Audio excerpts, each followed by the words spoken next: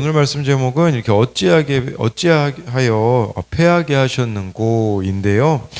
이렇게 말씀 제목을 잡은 것은요. 3절에 보면 이스라엘 백성들이 블레셋하고 전쟁에서 한 4천 명이 죽거든요.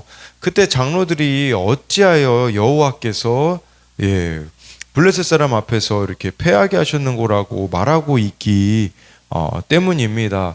제가 많이 말씀드리는데요. 그 바둑에는 복기라는 게 있잖아요. 복기는 이미 끝난 바둑의 승부를 그대로 바둑판 위에 한 수씩 재현하는 거거든요. 그걸 통해서 내가 왜 패배했는가를 좀 돌아보고 그게 이제 나중에는 더 나은 방향으로 나아가게 되어지거든요. 그런데 지금 이스라엘 장로들이 이러고 있으니 제대로 된 복기가 이루어지지 않으니 더 큰 이제 3만 명이 죽는 패배를 가져올 수밖에 없음을 보여주는 겁니다. 그래서 우리도 바둑의 그 복기를 하는 게 우리들에게 뭐겠습니까? 이게 바로 말씀 묵상이에요.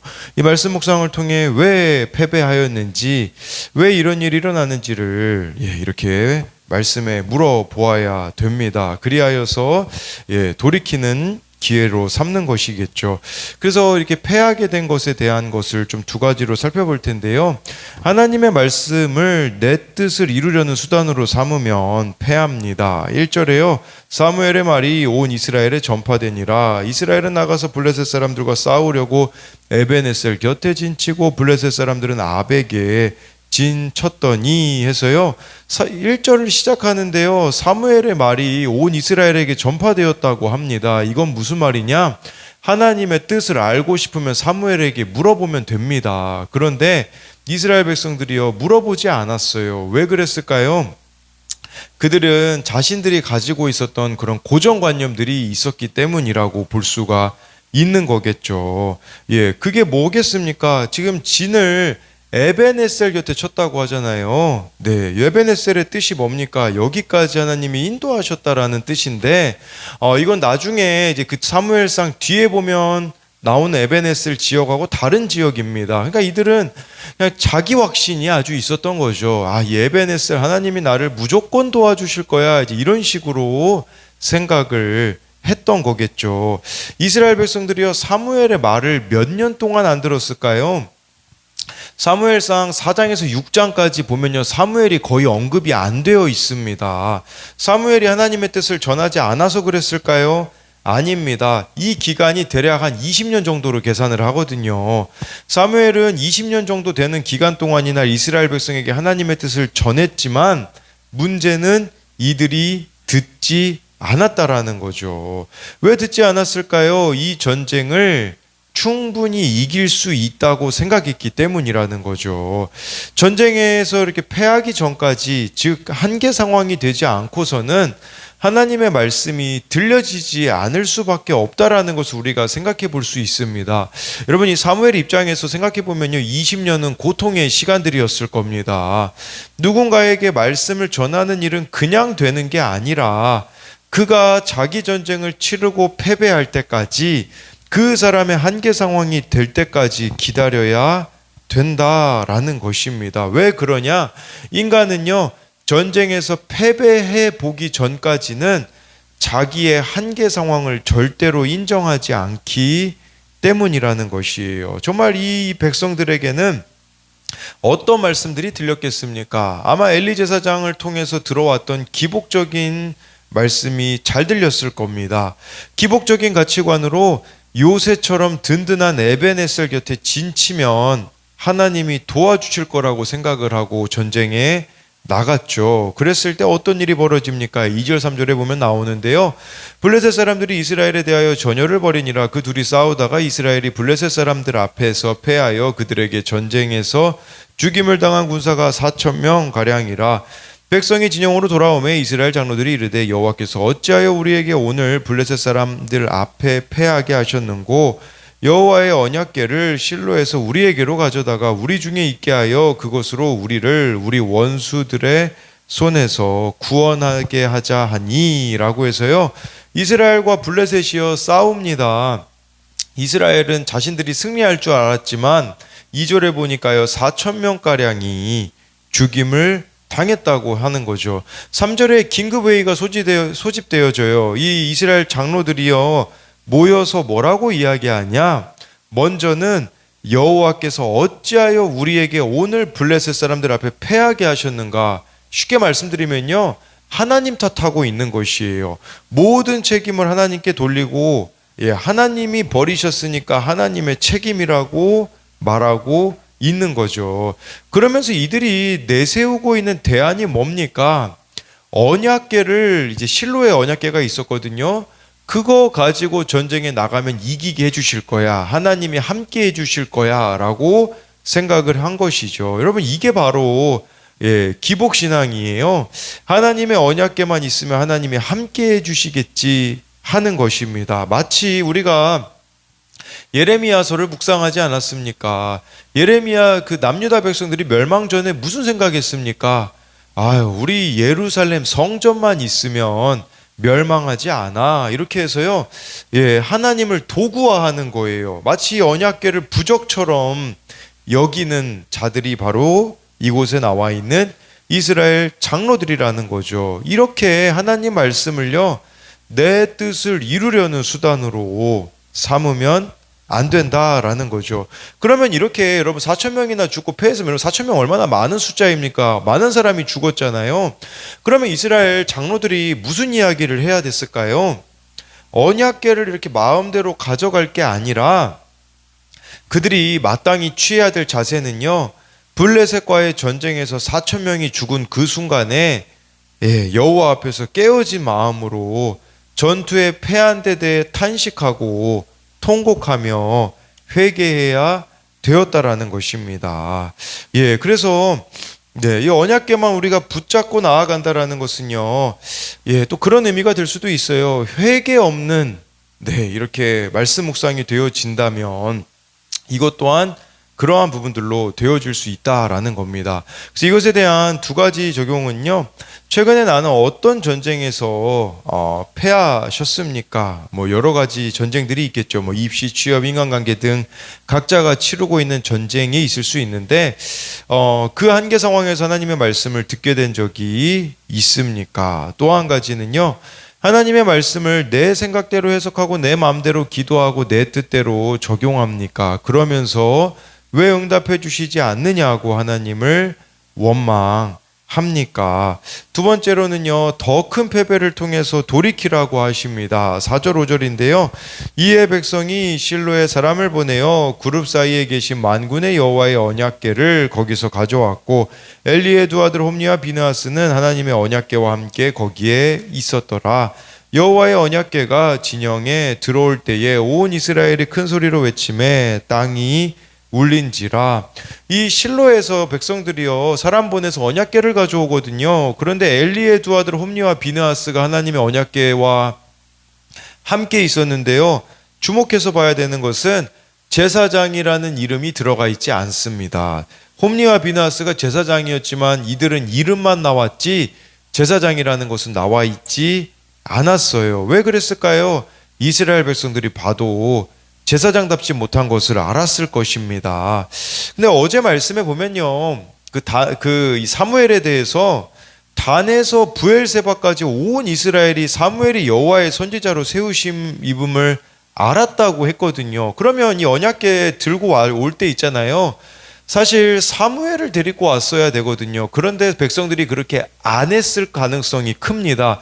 물론 홈리와 비느하스가 자신들의 그 기득권을 안 내려놓았기 때문이라고도 볼 수 있겠지만 이스라엘 백성들이요 사무엘을 안 데리고 왔어요. 아니 못 데리고 왔을 가능성이 큽니다. 만약에 사무엘 보고 이 언약궤 가지고 가자고 하면 가지고 가지 않았을 거가 뻔하거든요. 그러니까 자신들의 입맛을 맞게 비위 맞춰주는 홈리와 비느하스를 찾고 있는 이러한 모습이 나와 있는 거겠죠. 한마디로 이스라엘 백성들은요 믿음 따로 삶 따로였다라는 것을 보여주어요. 5절에 보니까 언약궤가 도착하자 이들은 거짓된 자기 확신에 빠집니다.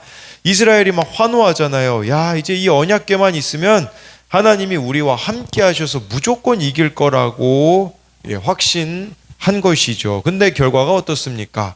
10절 11절에요 블레셋 사람들이 쳤더니 이스라엘이 패하여 각기장막으로 도망하였고 사륙이 심히 커서 이스라엘 보병에 엎드려진 자가 4만 명이었으며 하나님의 괴는 빼앗겼고 엘리의 두 아들 홈니와 비느하스는 죽임을 당하였더라 해서요. 결국은 블레셋의 승리로 끝납니다. 언약궤를 미신처럼 여기고 전쟁에 나갔던 이스라엘은 패할 수밖에 없는 거죠. 여러분, 첫 번째 전투에서는 이스라엘 백성이 4천여 명이 죽었지만 두 번째는 3만 명이 죽는 큰 패배를 당했습니다. 4천 명이 죽어도 회개를 못하니 3만 명이 죽는 것이죠. 11절에 하나님의 괴는 빼앗겼고 결국 엘리의 두 아들 홈니와 비느하스도 죽임을 당했습니다. 여러분, 우리에게도 이러한 패배가 있을 수 있어요. 여러분들의 삶에 3만 명이 죽는 것 같은 언약궤를 뺏기는 것과 같은 이런 패배가 있을 때 이때 다른 사람과 상황을 탓할 게 아니라 멈추셔야 돼요. 이 가운데 멈춰서 하나님이 원하시는 방향을 향하고 있는지 점검하셔야 됩니다. 왜 그러냐면요, 하나님은 우리를 향한 변함없는 뜻을 가지고 계시는데 그게 바로 구원이었기 때문입니다. 이 이스라엘 백성들이 언약궤의 의미만 알았어도 지지 않았을 겁니다. 여러분, 언약궤를 하나님이 주신 목적이 무엇일까요? 제가 예전에도 말씀드렸지만 히브리서 9장 4절에 보면요, 이 언약궤 안에 들어있는 이 히브리서 9장 4절에 금양로와 사면을 금으로 싼 언약궤가 있었고 그 안에 만나를 담은 금항아리와 아론의 쌍난 지팡이와 언약의 돌판들이 있었고, 이 언약궤 안에는요, 여러분들이 여기 나와 있듯이요, 세 가지가 들어 있었습니다. 만나를 담은 금항아리, 아론의 쌍난 지팡이, 언약의 두 돌판. 이게 두 가지를 의미해요. 첫 번째는 뭐냐면요, 바로 이스라엘 백성들이 하나님 앞에 이 세 가지는요, 범죄한 흔적들이에요. 이 세 가지만 봐도 범죄한 흔적을 알 수 있어요. 그래서 보면요, 만나를 담은 금항아리는 어떤 범죄였었습니까? 왜 우리에게 이렇게 맛없는 것만 주냐고 원망불평하지 않았습니까? 아론의 쌍난 지팡이는요, 이것은 그 질서를 무시한, 이 아론의 질서를 무시한 그런 또 반역의 사건들이 있었고요. 언약의 돌판들은 십계명이잖아요. 여러분, 십계명을 받으러 간 사이에 이스라엘 백성들이 금송아지 숭배한 이 세 가지는 뭘 말하겠습니까? 바로 내가 죄인이라는 것을 봐야 된다라는 거죠. 근데요, 이 세 가지가요, 또 두 번째 의미가 있어요. 뭐냐면 말씀이라는 의미가 있는 거죠. 그래서 예를 들어서 이 말씀하고 이 세 가지가 또 연결되어질 수 있는데, 만나를 담은 금항아리에 대하여서도, 만나에 대하여서도 이렇게 이 세 가지는요, 제가 이것은 어느 책에서 찾아보니까 이렇게 나와 있더라고요. 그대로 읽어드리면, 이 언약궤 안에 있는 물건들은 하나님이 이스라엘 가운데에서 일하고 계심을 끊임없이 생각나게 하는 증거물입니다. 하나님은 그들에게 말씀하셨고, 이것은 두 언약의 돌판 십계명을 말하는 거고요. 그들에게 필요한 양식을 공급하셨고, 이건 만나고요.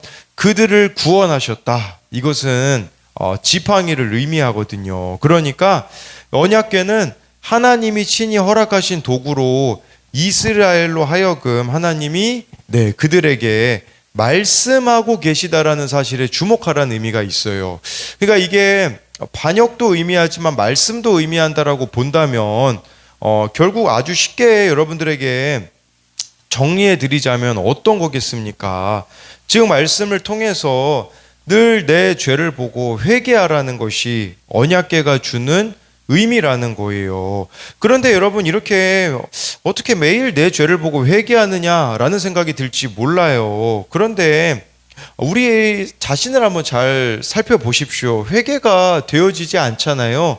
그러면 그 자리를 비집고 들어오는 것들이 있을 수 있어요. 그것이 우상들이 될 수도 있겠지만, 종교적인 의미에 있어서는요, 자기 의도 그 자리를 대신하게 되어지더라고요. 저에게 회개가 안 이루어지면요, 자기의로 똘똘 뭉쳐지는 제 모습을 수없이 보게 되어집니다. 그런데 여러분, 이렇게 내 죄를, 말씀을 통해 내 죄를 보고 회개하면 그 위에 뭐가 덮여 있죠? 저 날개 덮여 있는 게 저거를요, 쉬은 자라고 하거든요. 쉬은 자는 무슨 뜻이냐?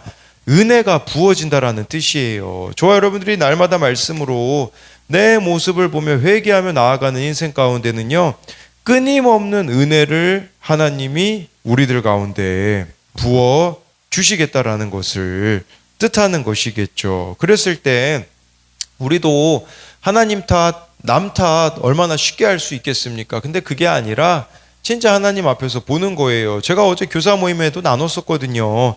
저에게는 지금 사랑이 되어지고 있지 않는 지체들이 있는데 뭐 그들에게서 문제를 찾는다면 합리화할 수 있겠죠. 근데 그게 아니라 진짜 이 가운데서 내가 돌이켜야 되는 건 뭘까를 좀 고민하면서 오늘 말씀을 보니까 좀 알겠더라고요. 그것은 뭐냐면 저는 하나님보다 사람을 두려워하는 사람이라는 것을 또 다시금 보게 되어지더라고요. 그러다 보니까 진짜 계속해서 좋은 사람으로만 남으려는 이 부분을 끊임없이 또 변화시켜 가야 된다라는 것을 또 오늘 말씀을 통해서 보게 되어집니다. 그래서 이것에 대한 두 가지 적용 질문은요. 내가 버려야 할 기복과 미신적인 습관은 무엇입니까? 멈춰야 할 인본적인 확신과 기복적인 기대는 무엇입니까? 이것은 그 5절에 대한 이 막 언약궤가 등장했을 때 자기들이 무조건 이길 것 같이 여겼던 이스라엘 백성들의 모습을 뜻하는 것이고요. 또 한 가지는요. 언약궤를 빼앗기고 3만 명이 죽은 것 같이 내 예상과 다르게 크게 패배한 일이 있습니까? 그 일이 나를 돌이키시려는 하나님의 사랑임을 믿습니까? 기도하겠습니다. 살아계신 하나님, 오늘 말씀에 정말 이스라엘 백성들이 패배할 수밖에 없었던 것은 사무엘을 통해 전파되어진 하나님의 말씀을 듣지 않았기 때문입니다. 하나님, 우리도 참 어떻게 해야 될지 알 때가 있습니다. 그런데 그렇게 하기에는 너무나도 불편하기 때문에 홈리와 비느하스를 취할 때가 있습니다. 홈리와 비느하스는 누구겠습니까? 나에게 그냥 좋은 말만 해주고 내 비위를 맞춰주고 나에게 맞는 상황, 나에게 맞다고 여겨지는 환경만 추구하는 것이 홈리와 비느하스가 아니겠습니까? 그런데 홈리와 비느하스 또 이 하나님의 언약궤만 있으면 내가 승리할 수 있다라고 거짓 확신을 가지며 나아가는 이러한 모습이 있는데, 언약궤를 통해서 하나님이 주시는 메시지는 무엇입니까? 첫 번째는 내가 죄인이라는 것입니다. 늘 내가 죄인이라는 사실을 잊지 않게 하여 주시고, 또 언약궤가 주는 두 번째 의미는 말씀이기 때문에 정말 말씀을 통해 내 모습을 보며 갈 때에 하나님이 부어주시는 시은 자, 은혜가 있음으로써 하나님 정말 감당할 수 없는 일들을 감당하게 하여 주시고, 순종할 수 없는 것 같았던 일들을 순종해 나아가는 하나님의 사람들이 우리들이 되게 하여 주사, 더 이상은 패배하지 않고 하나님이 우리들 가운데 원하시는 그 길로 걸어갈 수 있도록 우리들을 인도하여 주실 것을 믿으며 살아계신 예수님 이름으로 기도드립니다. 아멘.